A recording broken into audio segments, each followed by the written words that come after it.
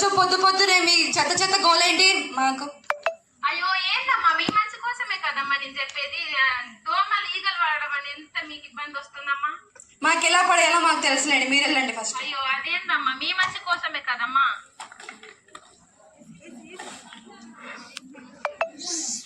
అమ్మా తడి చెత్త పొడి చెత్త బయటికి తీసుకురామ్మా. ఏందమ్మా తడి చెత్త పొడి చెత్త రెండు కల్పించారు ఏందమ్మా? మీకు రోజు చెప్పాలా అమ్మా? సర్లే అమ్మ, రేపు నుంచి వేరువేరుగానే ఇస్తాలే అమ్మ, వెళ్ళండి. రోజు అట్టే అంటారమ్మా, నిన్న కూడా ఇలాగ ఇచ్చారమ్మా మీరు.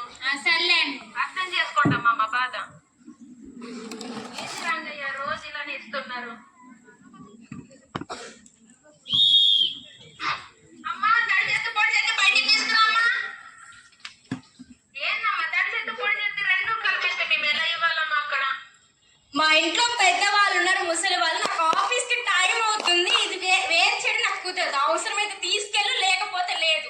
అదేంటమ్మా రేపటి నుంచైనా మీరు వేరు వేరు చేసి ఇవ్వండి. సరే అమ్మా, రేపటి నుంచి పెడతాలే.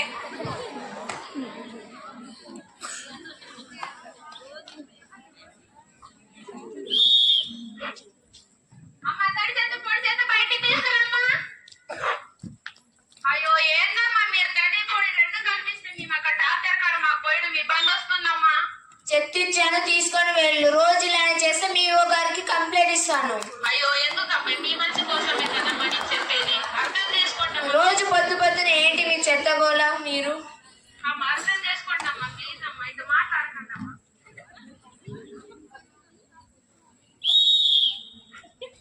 అమ్మా తడి చెత్త పొడి చెత్త బయటికి తీసుకురమ్మా.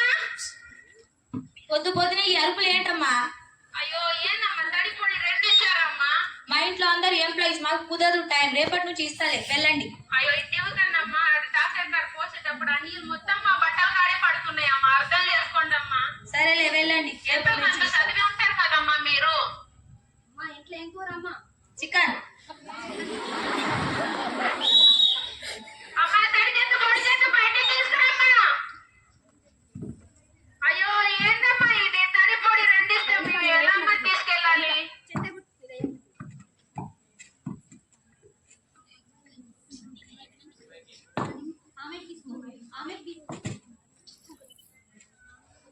చెత్తబుట్ట మేము ఇచ్చారా? చెత్తబుట్ట మీరు వేస్తే ఏం చేసినా ఇస్తాం.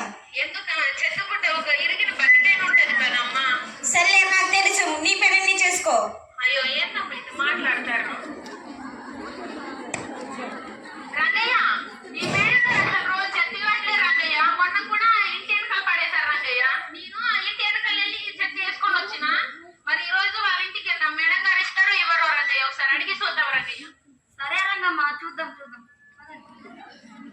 బాబు మీ అమ్మ లేదా బాబు? ఉండండి, పిలుస్తాను. ఒకసారి పిలవండి బాబు. ఏంటంట పిలిచారు? మేడం గారు ఆ రోజు మీ చెత్త కోసం వస్తున్నాం. మీ చెత్త అసలు ఏ రోజు కూడా ఇవ్వట్లేదు మేడం గారు. మీ ఇంటి వెనకాల పడి ఉంటే నేను ఒక రోజు తీసుకొని వెళ్ళా. ఈ రోజు వస్తే ఈ రోజు ఇస్తారో ఇవ్వరో అనేసి వచ్చా. మీ బండి ఏమైనా రోజు టైంకి వస్తుందా? చెత్త ఏమైనా మా ఇంట్లో దాచుకోవాలా? అందుకే రోడ్డు మీద పడేస్తున్నాం. అదేంటమ్మా అలా అంటున్నారు? మీరు అడగండి. ఏమ్మా మీరు చెప్పండి, రోజు మా బండి వస్తుందా లేదా? మరి ఏమన్నారండి అట్లా మాట్లాడుతున్నారు? ఆగండి, మీ యువ గారికే కంప్లైంట్ ఇస్తాం. ఆగండి. అయ్యో ఏంటండి, వాళ్ళు మంచి కోసమే చెప్తే రోజు ఏదేదో అంటారు వాళ్ళు. మనం ఏం చేస్తాం రాంగమ్మ?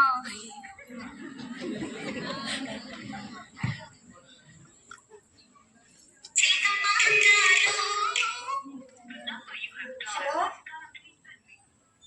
హలో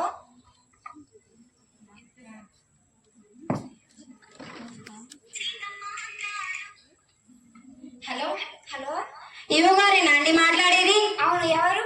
మేము గాంధీనగర్ కాలనీ నుంచి మాట్లాడుతున్నామండి. అవునా, చెప్పండి అమ్మా. మార్నింగ్ మీ చెత్త బండి ఆయన ఏంటి ఇష్టం వచ్చినట్టు గొడవ పెట్టుకున్నాడు? మా రంగయ్య మాట్లాడే. పబ్లిక్ తో అలా మాట్లాడొచ్చా అండి?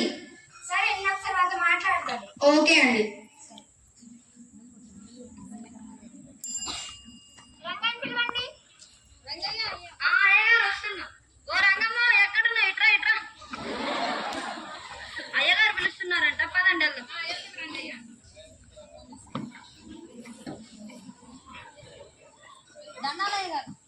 నమస్తే అయ్యగారు. ఏంటి రంగయ్య, గాంధీనగర్ కాలనీ నుంచి కంప్లైంట్ వచ్చింది? అదేనే అయ్యగారు, ఈరోజు పొద్దున్న మా బండి తీసుకెళ్ళాం అయ్యగారు.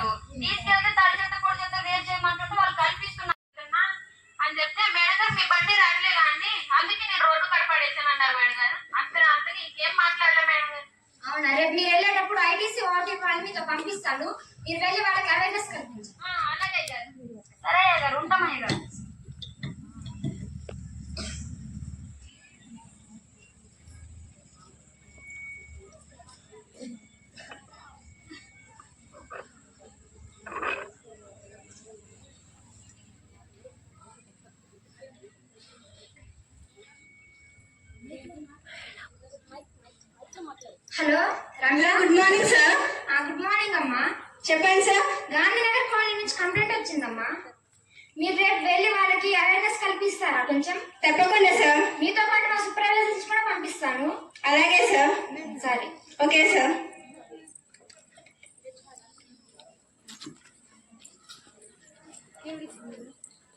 Hello Soujanya. Hello, good evening madam. Good morning. మన ఇవ్వ కోసం మనకు ఒక పని అప్పగించారు, దాని గురించి మాట్లాడాలి. తొందరగా ఆఫీస్కి వచ్చేయండి. ఓకే మేడం, బయలుదేరుతున్నాం మేడం. అలాగే. Okay madam.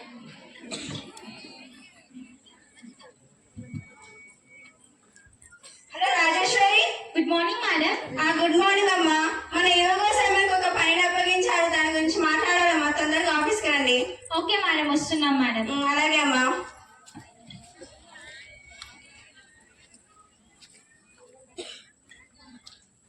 Hello Raji. Good morning Ramya. Good morning. మన యువసారి మనకి ఒక ముఖ్యమైన పని గురించి చెప్పారు, దాని గురించి మాట్లాడాలి. తొందరగా ఆఫీస్కి రండి. ఓకే రమ్య, బయలుదేరుతున్నాం. ఓకే. ఓకే.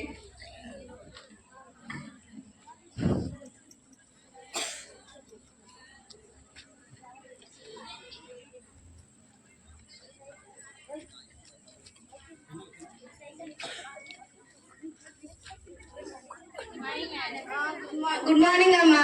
ఎందుకు పిలిచారంటే మన యువసారి మనకు ఒక పని అప్పగించారమ్మా. గాంధీనగర్ లో గొడవ జరిగిందమ్మా చెత్త గురించి.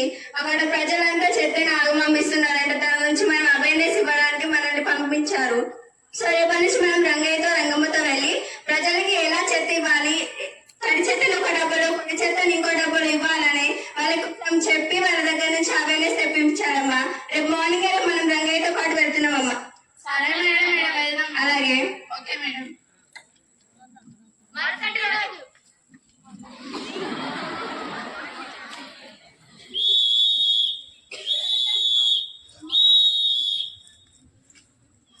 చెత్తబండి వచ్చిందమ్మా, చెత్తబండి తడి చెత్త పొడి చెత్త వేరు తీసుకురండమ్మా. ఏం రంగయ్య, బాగున్నా రంగయ్య? నమస్తే అమ్మా. నమస్తే, బాగున్నారా? బాగున్నా రంగయ్య. ఎలా జరుగుతుంది మరి ఫీల్డ్? ఏం చెప్తాం మేడం గారు, తడి చెత్త పొడి చెత్త వేరు చేయమంటే ఎవరు వేరు చేయట్లేదు మేడం గారు. ఒక ఇంటికి వెళ్ళి మీరు చెత్త ఎందుకు మా బండికి ఇవ్వట్లేదంటే మీరేమన్నా రోజు వస్తున్నారా, అందుకే రోడ్డు మీద ఇసిరేస్తున్నామని చెప్తున్నారు మేడం. అవునా, నేను ఇక్కడ గొడవ జరిగినట్టు కదా బాగా, దాని గురించి ఇవ్వ కోసం మాకు చెప్పారు. దాని గురించి మేము మాట్లాడడానికి వాళ్ళ కోసం వచ్చాము. సరే, మీ పని చూసుకోవడానికి వాళ్ళతో మాట్లాడతాం. సరే మేడం గారు. అలాగే. అమ్మా, మీరు వెళ్ళి ఆ మేడమ్స్ గారిని బయటకు పిలుచుకోండి. నమస్కారం అండి, ఒక్కసారి బయటికి వస్తారా అండి, మీతోటి మాట్లాడాలండి. మీకు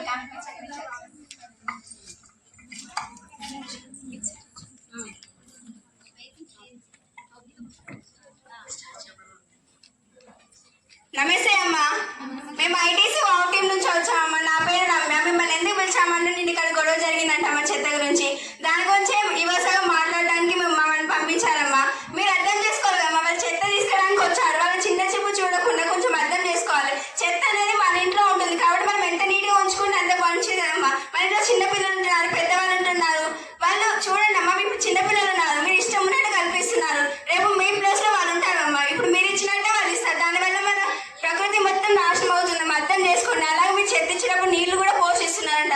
వాళ్ళు అక్కడ రంగంలో తీసుకెళ్ళినప్పుడు వాళ్ళ మీద పడుతుందమ్మా. వాళ్ళు ఎంత బాధపడుతున్నారు తెలుసా. దానివల్ల వాళ్ళు జనాలు వచ్చి ఎంత సఫర్ అవుతున్నారు, నాతో చెప్పుకుంటే రోజు బాధపడుతున్నారమ్మా. నేను ఒక మాట ఇలా అన్నాను, ఏంటంటే రంగయ్య మరి బాధపడుతున్నావు అంటే, లేదమ్మా వాళ్ళు చెత్తని ఇష్టం ఉన్నట్టు ఇస్తున్నారు, ఏం జరుగుతుందో తెలియట్లేదు అన్నమాట. మరి సరే రంగయ్య, మరి నువ్వు ఇవ్వసారికి చెప్పి కంప్లైంట్ ఇచ్చి మరి మానిపోరాదంటే, లేదమ్మా ఇప్పుడు నేను మానిపోతే మరి రేపు వాళ్ళ దగ్గర చెత్త నిండిపోతుంది, మరి వాళ్ళు సఫర్ అవుతారు కదమ్మా డిసీజ్ నుంచి. మరి వాళ్ళని చూసుకోవడానికి మేము తప్ప ఇంకెవరు ఉన్నారు, మాకు కూడా వాళ్ళు బాధపడుతున్నారు తెలుసా. ఇప్పుడు మీరు అర్థం చేసుకోవాలమ్మా. ఇప్పుడు మీరు అర్థం చేసుకోకపోతే వాళ్ళ పరిస్థితి ఏంటి చెప్పండి. వాళ్ళు ఎంత జబ్బుతో ఫీవర్ అవుతుంది తెలుసా. అసలు ఎంత రోజుకి ఎంత కష్టపడుతున్నా మీరు ఒక్కసారి అర్థం చేసుకోండి. ఇప్పుడు సరే మమ్మీ చెత్త ఇష్టం ఉన్నట్టు ఇస్తున్నారు. సరే, ఇప్పుడు ఆ చెత్త మీ ఇంట్లోనే ఉంచుకుంటున్నారు కదా.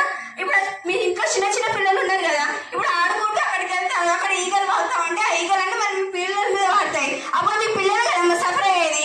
అప్పుడు మళ్ళీ మీరే కదమ్మా బాధపడేది. కొంచెం అర్థం చేసుకోండి అమ్మా. వాళ్ళు ఎంత కష్టపడుతున్న వాళ్ళకి కొంచెం రెస్పెక్ట్ ఇచ్చి మాట్లాడండి. అలాగే చెత్తని సపరేట్గా ఒక తడి చెత్తని ఒక డబ్బాలో, పొడి చెత్తని ఇంకో డబ్బాలో ఇచ్చి ఇవ్వండి అమ్మా. అప్పుడు వాళ్ళు తీసుకోవడానికి ఈజీగా ఉంటుంది, మీకు కూడా నీట్గా ఉంటుంది. అప్పుడు మీరు కూడా బాగుంటారు, మన ఊరు కూడా బాగుంటుంది. అర్థం చేసుకోండి అమ్మా. అర్థం చేసుకుంటే నమ్మకంతో మీ దగ్గరికి వచ్చి చెప్తున్నానమ్మా. తడి చెత్త పొడి చెత్త, తడి చెత్త దానివల్ల లాభం ఏంటండి? దానివల్ల లాభం ఏంటంటే ఇప్పుడు మనం తడి చెత్తని ఒక బుట్టలో పొడి చెత్తని ఒక బుట్టలో పెట్టామండి. ఒకవేళ మనం తడి చెత్తని ఒక బుట్టలో పెడితే దాన్ని మనం రీసైక్లింగ్ అంటే దాన్ని మనం మళ్ళీ డీకంపోజ్ చేసుకొని ఎరువుగా అలా యూజ్ చేసుకోవచ్చు. అదే మనం పొడి చెత్తని ఒక బుట్టలో పెట్టామనుకోండి దాన్ని మళ్ళీ మనం రీసైక్లింగ్ చేసుకొని దాన్ని మనం ప్లాస్టిక్ అంటే రీసైక్లింగ్ చేసుకోవడం వల్ల మనం దాన్ని మళ్ళీ యూజ్ చేసుకోవచ్చు. దానివల్ల ఏమవుతుందంటే మనం ప్లాస్టిక్ వాడకాన్ని తగ్గించవచ్చు.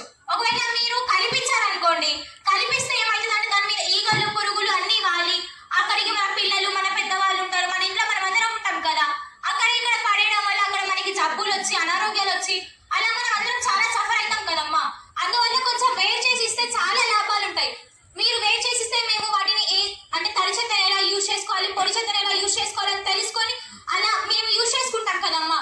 కాబట్టి రోజు మీరు కొంచెం తడి చెత్తని పొడి చెత్తని వేరువేరుగా చేసి ఇవ్వండి అమ్మా. ఇలా కలిపి ఇవ్వడం వల్ల ఎయిర్ పొల్యూషన్ జరుగుతుంది, వాటర్ పొల్యూషన్ జరుగుతుంది, యానిమల్స్ చనిపోతున్నాయి. మన నెక్స్ట్ జనరేషన్ మంచిగా అందించలేము, అర్థం చేసుకోండి.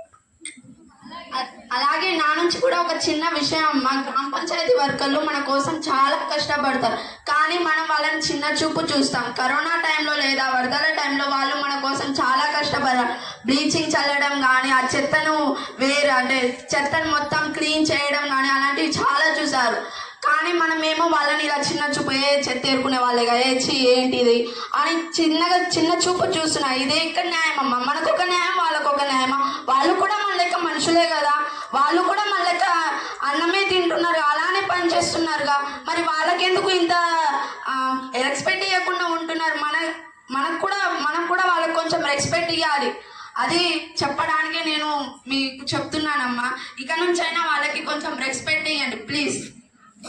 అలాగే చిన్న మాట ఒకటి, గ్రామ పంచాయతీ వాళ్ళు మిమ్మల్ని చిన్న మాట అన్న యువ సార్కి కంప్లైంట్ ఏంటండి అమ్మ, మేము సూపర్వైజర్స్ మీ దగ్గరే ఉంటాం, కావాల్సిన మా ఫోన్ నెంబర్స్ ఇస్తామమ్మా, చిన్నదానికైనా యువ గారికి కంప్లైంట్ ఇవ్వకుండా ఉండడం.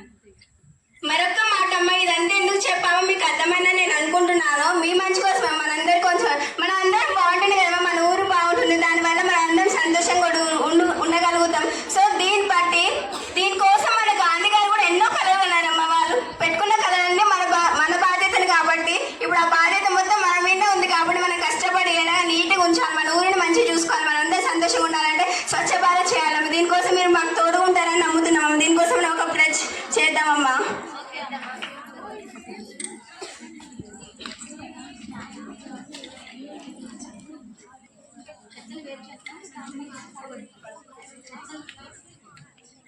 మహాత్మా గాంధీ స్వతంత్ర భారతదేశం కోసం మాత్రమే కాకుండా స్వచ్ఛమైన అభివృద్ధి చెందిన దేశం కోసం ఎన్నో కలలు కన్నారు. మహాత్మా గాంధీ భరతమాతకు బానిసల సంఖ్యల నుండి స్వేచ్ఛను కలిగించారు. ఇప్పుడు మన దేశాన్ని పరిశుభ్రంగా దేశాన్ని సేవ చేయడం మనందరి బాధ్యత. దేశాన్ని పరిశుభ్రంగా ఉంచడానికి నేను కట్టుబడి ఉంటానని సమయం కేటాయిస్తానని ప్రతిజ్ఞ చేస్తున్నాను. జై హింద్, జై స్వచ్ఛ భారత్.